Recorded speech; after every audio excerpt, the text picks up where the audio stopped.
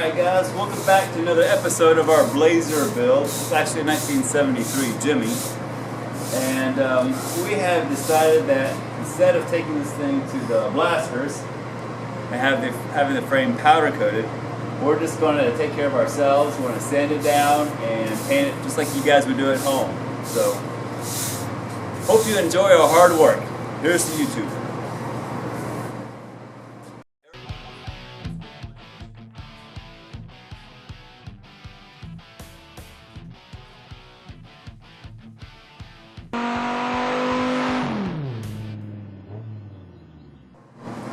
Alright, so our game plan is pretty basic. We're using putty knives that we've sharpened with a flap wheel, and chisels and screwdrivers and anything else we can get. And we're getting rid of all this old undercoating. And once we get that stuff off, then we'll break out the DA sander and the flap wheel some more. And we'll just keep on going until we get it all clean. And we've got a lot of stuff to remove off this frame, brake lines, fuel lines, etc. So let's get it.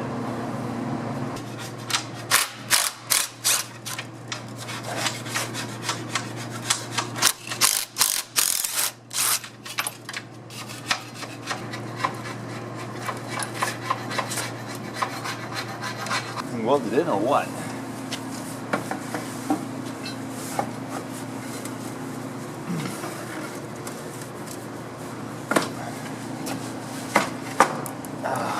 Man, that's tight.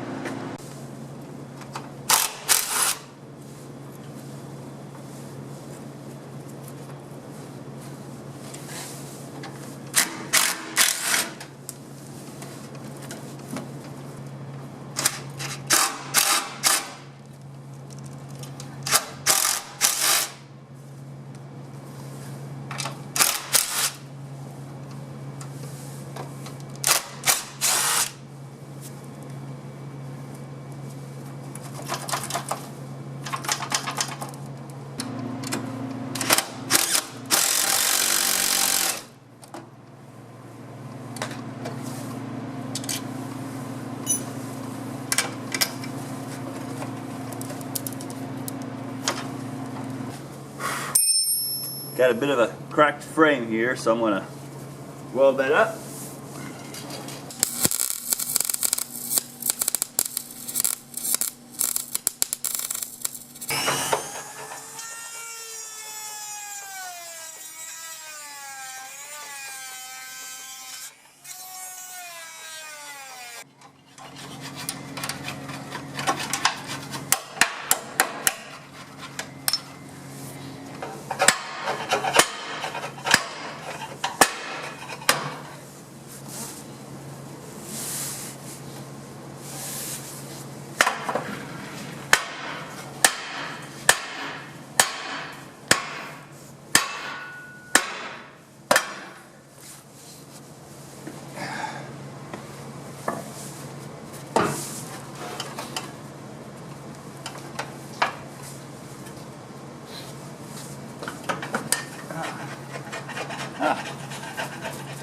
Oh, it's tacked in there. Let's see if this one's tacked in.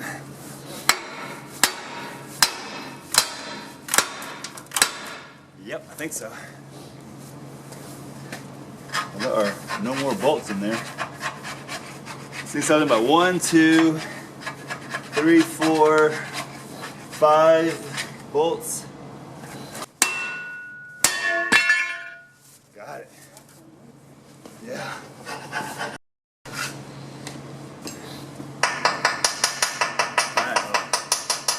This is a special demolition screwdriver. You don't want to do this with a regular screwdriver or you'll bust for sure.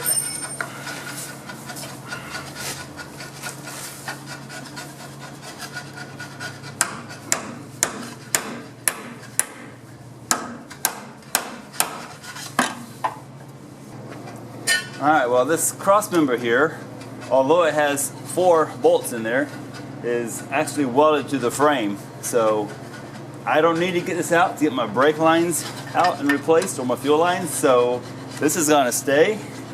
These motor mount areas, though, that was the important part, so that's done.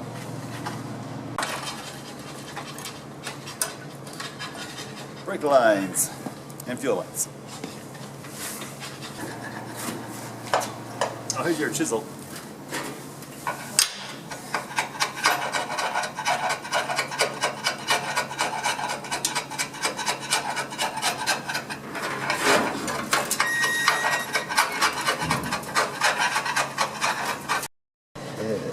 If not for me, you'd be dead. I picked you up, put you back on solid ground.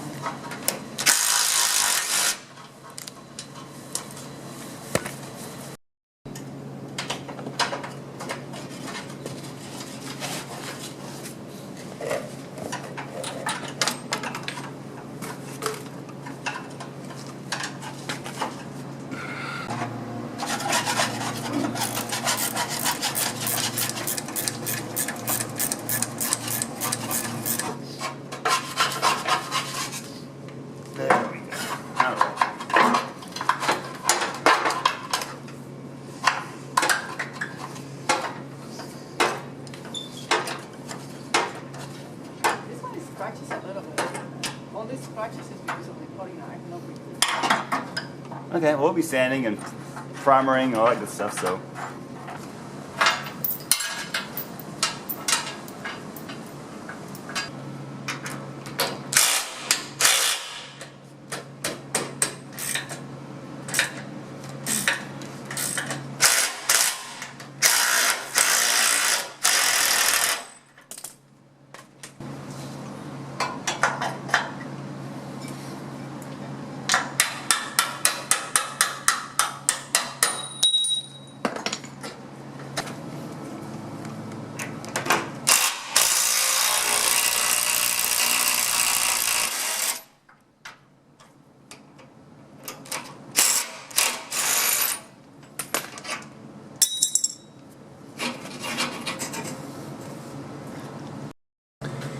Well, I don't think that's supposed to happen.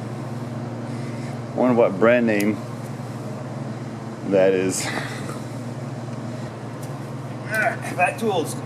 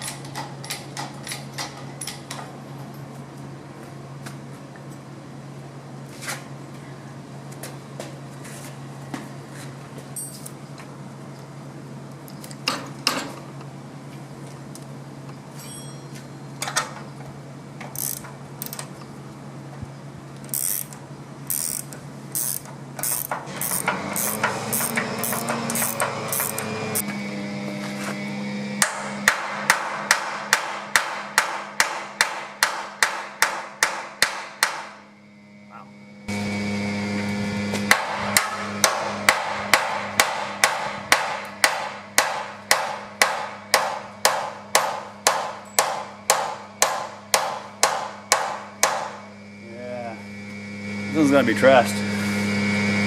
Need a bigger hammer. Alright.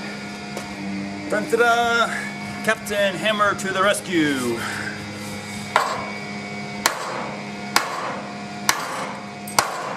There we go.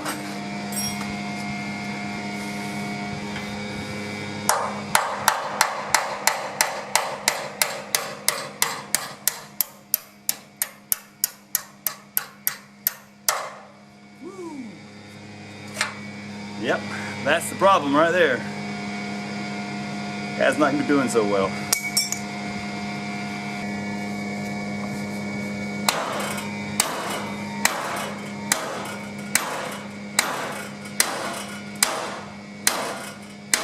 Come on.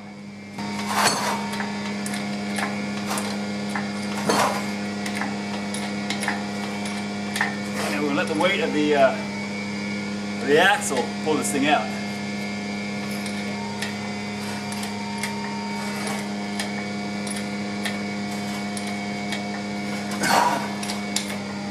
Wow, that's in the air. It's in the air.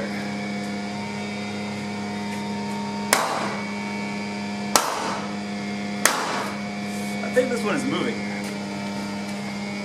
It's all about the rusty one here.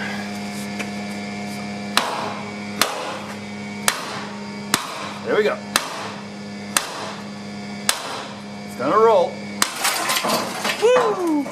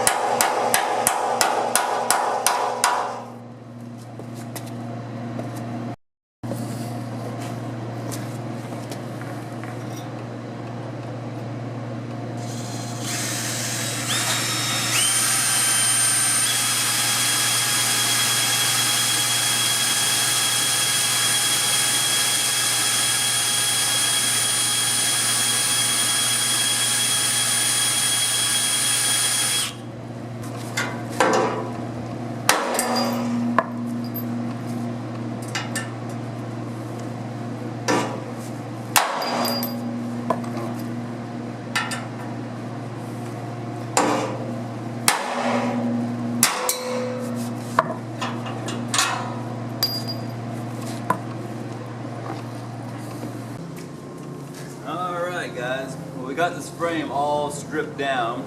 It is upside down right now, but I got rid of all the brackets I don't think I need, a couple of the bump stops and things like that. I'll be sending this frame and the transmission support to the sandblasters tomorrow. I decided to go ahead and have the whole frame powder coated, and we're not going to paint it. This was just becoming a little bit too much work. We were spending too much time trying to sand around all the little rivets and the nooks and crannies. It just wasn't going to happen for us. So we're gonna pay the money and have this whole frame powder coated. So now I just need to go over the whole thing carefully and make sure there's no weird welds that need to be ground down. Make sure the metal is as smooth as possible before they sandblast it, because prep work is just like with a body. The better prep on your frame before the powder coating, the better the powder coating is going to look. So let's check this out. Alright, here you can see my steering box reinforcement for the frame. Oh, I got a little something right there. I got to take that little knot off. All those little pieces of weld splatter are going to show up in the powder coating, so we need to get all that crap removed. And just rubbing over the frame with your bare hands is probably the best way to kind of feel for things that may give you problems later on, like that. Anyway, the previous owner started with this bottom plate. Again, the frame is upside down, but I went ahead and sandwiched in this other plate and welded it in. I even filled in a few of the holes, kind of like blind welds. The other side has also been plated by the previous owner. I just trimmed it to match the frame, and we welded the seam down on the side, so this thing should be nice and strong.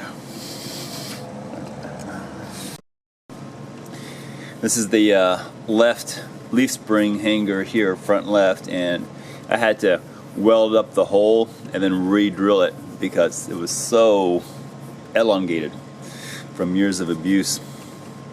But that's looking pretty good now. Listen to that thing. Look how much it moves when I jack it up.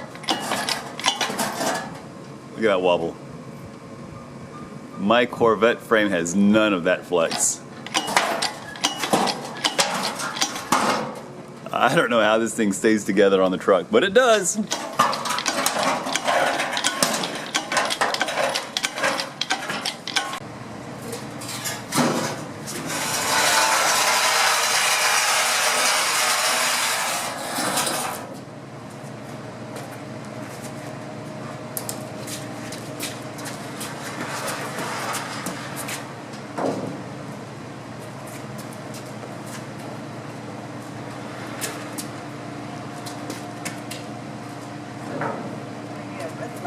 Yeah, we need a flag. You should play it back and see how it looks. You look good.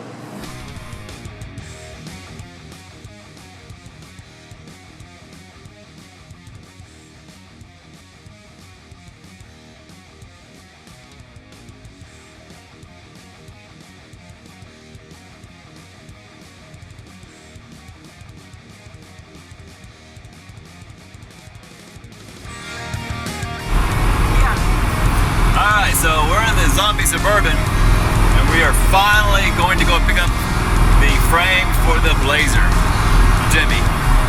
It has been over a month, way behind schedule, 5 weeks, 6 weeks, something like that.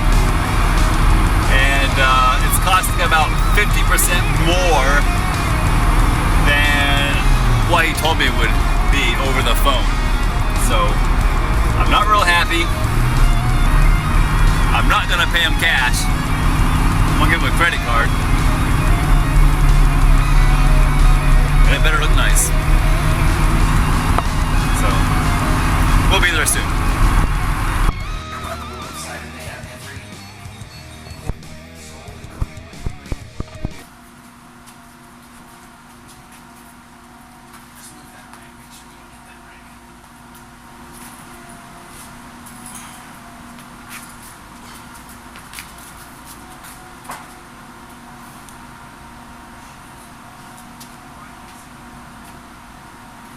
Heavier than I remember. Yeah. I don't think it's all that paint. I think it's the powder. I don't think it is. Thanks, Rudy. Alright. Alright. You gonna strap him down? Yeah, I'm gonna step it down. I forgot about the red stuff. Yeah. As far as maintenance, no degreasers. Very little. Well, I just treat it like paint, right? Soap and water. Yeah. Right. I say this to people just because most of the time they don't even think about it. They're like, I get some gooey stuff on it, and they'll take Goo Gone to it and not realize it has acetone in it. No? It's still paint. Basically, paint is just like a powdered form, right? It is 100%. It's solventless paint. Yeah. Yeah. So instead of using the solvents to wet it out and make it stick, Yeah. you're using the oven to cook it Yeah. out. And Exactly. Yeah. So just treat it like paint. but it's much more durable than your normal wet paint, so you can be rough with it. Being as a frame, if you're gonna clean underneath the car, you can use a brush. I would just say no chemicals. Is all I would say. Do you need a blanket?